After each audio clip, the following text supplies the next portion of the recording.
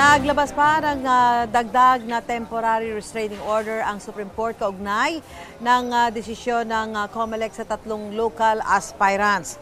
Ipinatigil muna ng SC ang pagbasura ng COMELEC sa petition for substitution ng isang aspirant sa Limay, Bataan, pagdedeklarang nuisance sa isang aspirant sa Palumpon, Leyte at pagkansela sa Certificate of Candidacy ng isa pang aspirant sa Bukawi, Bulacan.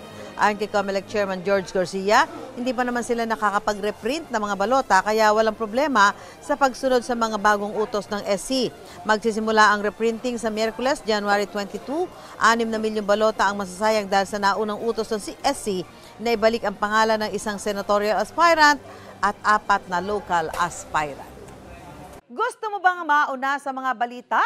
Mag-subscribe na sa GMA Integrated News sa YouTube at tumutok sa unang balita.